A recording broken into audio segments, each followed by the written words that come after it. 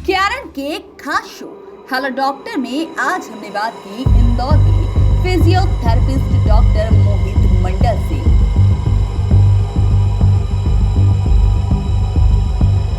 Doctor मोहित ने बताए साइट्रिका के लक्षण, साथ ही साइट्रिका से बचने के आसान तरीके। डॉक्टर के मुताबिक साइट्रिका से डरने की जरूरत नहीं। ये एक मामूली दर्द है जो कि एक मामूली ऑपरेशन से ठीक किया जा सकता है। अब लोग एक भ्रांति फैली हुई है कि सियाटिका एक बहुत बड़ा कुछ ऐसा हो गया कि वो कभी सही नहीं हो सकती। अगर सियाटिका की कोई प्रॉब्लम होकर उन लोगों को हो गई है तो सबसे पहले ये समझना ज़रूरी है कि सियाटिका एक्चुअली है क्या। साइटिका या सियाटिका कॉमनली ये दो टर्म्स यूज होते हैं। ये हमारी रीढ़ की हड्डी है। ये कमर का जो हिस्सा है इसमें ये छोटी छोटी जो नसें दिखाई दे रही है ये एक मिल के एक सियाटिक नर्व बनाती है जो कि नीचे यहाँ पर पाँव में जाती है। अगर किसी भी वजह से यहाँ किसी भी नस में अगर कोई ब्लॉकेज होता है उसकी वजह से वो पूरा नस में अपने साथ में दर्द लेके जाता है, उसको हम सियाटिका कॉमनली बोलते हैं। अब ये जो नीचे तक दर्द जा रहा है या नस में ब्लॉकेज है इसके कई कारण हो सकते हैं, जिसमें से एक डिस्क प्रोलैप्स हो सकता है या हड्डी का खिसकना हो सकता है जिसकी वजह से वो नस में कंप्रेशन या दबाव बन रहा हो सकता है किसी मांसपेशी का कड़कपन है उसमें से वो नस जा रही है और उस मांसपेशी के कड़क होने की वजह से वो नस दब रही है। तो सियाटिका जो है उसमें इतना बड़ा अंतर है कि सीवियरिटी पे डिपेंड करता है, ये उसके कारण पे डिपेंड करता है कि उसकी सीवियरिटी कितनी होगी।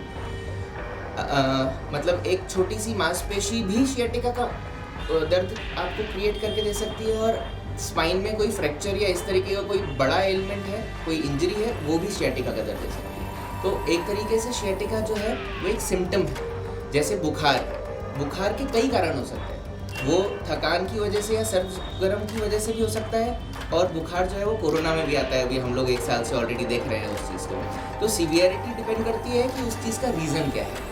तो उससे घबराने की बात नहीं है क्योंकि सबसे अच्छी चीज़ ये है कि सियाटिका के 80% कॉजेज़ जो होते हैं वो बिना किसी सर्जिकल इंटरवेंशन के इजीली बहुत अच्छे तरीके से 100% क्योरेबल है।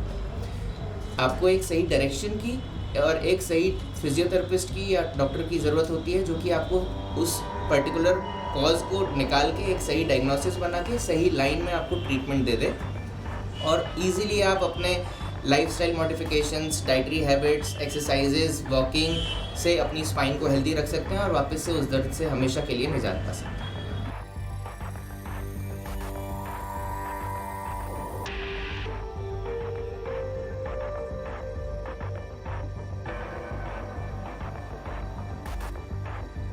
नमस्कार, आप देख रहे हैं कैनन न्यूज़ का खास प्रोग्राम हेलो डॉक्टर मेरे यानी कि काजल वर्मा के साथ। आज हमारे साथ मौजूद है इंदौर के बेस्ट थेरेपिस्ट डॉक्टर मोहित मदान जी।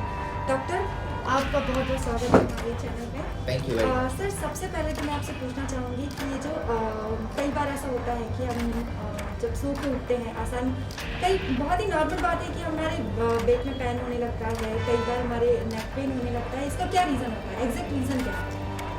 मैम, नेक में पेन कई बार हम लोगों के पास में पेशेंट्स आते हैं कि रात में सो गए थे उसके बाद में गर्दन रह गई। ये एक बहुत कॉमन टर्म यूज होता है। उसमें उस दर्द का कारण 2 रीज़न हो सकते हैं। एक तो या तो मसल स्पैज़म या फिर एक छोटा सा कहीं डिस्क का हिस्सा जो कि एक नर्व को कंप्रेस कर रहा है। लेकिन उसके कारण जो है वो मिलते जुलते ही हैं। कारण जो है वो है हमारी बैक का अलाइनमेंट सही ना होना। अगर वो अच्छे तरीके से हमारी स्पाइन हेल्दी, फ्लेक्सिबल और जो कोर मसल्स हैं वो स्ट्रेंथेंड नहीं है तो हमारी स्पाइन को सपोर्ट जो है वो उतना अच्छा नहीं मिल पाता। तो किसी भी तरीके की लगातार एक पोजीशन बनने की वजह से धीरे धीरे वो ओवरलोड में जाता है और उसकी वजह से इस तरीके के पेन्स जनरेट होते हैं। तो मेरा सवाल ये है कि ज़्यादातर पेशेंट जो आपके पास आते हैं किस परेशानी को लेकर आते हैं? मैम, ज़्यादातर रीढ़ की हड्डी, क्योंकि हमारी स्पेशलिटी भी स्पाइन एंड स्पोर्ट्स है तो रीढ़ की हड्डी से रिलेटेड हमारे पास में ज़्यादातर केसेस होते हैं।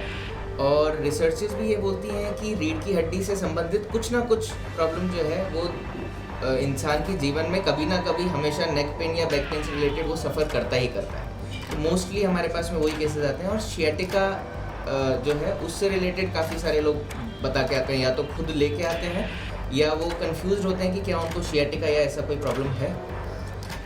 शैटिका को लेकर जो भ्रम लोगों में फैला हुआ है, उसके लिए आप क्या कहना चाहेंगे? मैम, शियाटिका बिल्कुल आपने सही कहा, एक भ्रम ही फैला हुआ है कि इतना ज़्यादा टेंस होके आते हैं हमारे पास में, क्योंकि कोई ना कोई, या तो घर के पड़ोसी या कोई डॉक्टर से या घर के किसी संबंधी से अगर उन्होंने ये टर्म सुन लिया कि उनको शियाटिका जैसा पेन है, तो वो इस मोड में हमारे पास में आते हैं जैसे कि वो बीमारी का पता नहीं हल है भी कि नहीं, ये हमेशा जीवन भर उनको उसी पेन के साथ में जीना है, उस डर के साथ में हमेशा वो आते हैं, जबकि ऐसा कुछ भी नहीं है।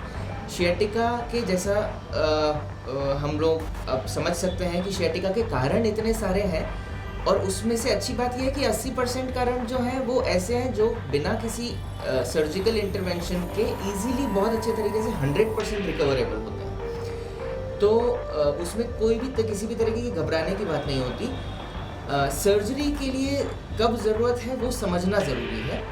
उसमें 3 चीज़ें हैं। एक, कहीं बॉवल ब्लैडर मतलब यूरिन या फीकस होल्ड नहीं हो पा रहा, एक रीज़न। दूसरा, किसी भी तरीके की मोटर वीकनेस अगर आ रही हो, पाँव में किसी भी तरीके का ढीलापन या कमज़ोरी फील हो रही है। 2, या तीसरा, इतना ज़्यादा इनबियरेबल पेन हो कि पेशेंट 24 घंटे उतना ज़्यादा दर्द में हो कि वो किसी भी तरीके के मेडिकेशन या किसी चीज़ से कंट्रोल ना हो रहा है। उस कंडीशन में पेशेंट खुद ही एक कंसेंट दे सकता है कि मैं सर्जरी चाहता हूँ। अदरवाइज किसी भी तरीके का अगर रेड फ्लैग, जैसा अभी हमने बात की कि यूरिन बाउल ब्लैडर सिंड्रोम, या फिर किसी भी तरीके की मोटर वीकनेस, मांसपेशियों में कोई एकदम कमज़ोरी आ गई, पाँव पतला पड़ना लग गया, उसके अलावा और कोई रीज़न नहीं है शियाटिका में जिसकी वजह से ऑपरेशन की नीड पड़े। तो बाकी सारी तरीके के शियाटिकल पेन जो है वो बिना ऑपरेशन की फिजियोथेरेपी से 100% रिकवरेबल है। और उसके साथ में कुछ लाइफस्टाइल मॉडिफिकेशंस, कुछ डाइटरी हैबिट सुधारना, डेली वॉक, कुछ जनरल एक्सरसाइजेस ताकि आप अपनी स्पाइन की हेल्थ को अच्छे तरीके से मैनेज कर पाएँ, कुछ ब्रीदिंग एक्सरसाइजेस ताकि आप अपनी कोर स्ट्रेंथ और उन चीज़ों को मैनेज कर पाएँ, और बिल्कुल पेन फ्री लाइफ 100% फ्लेक्सिबिलिटी के साथ में आप गुजार सकें।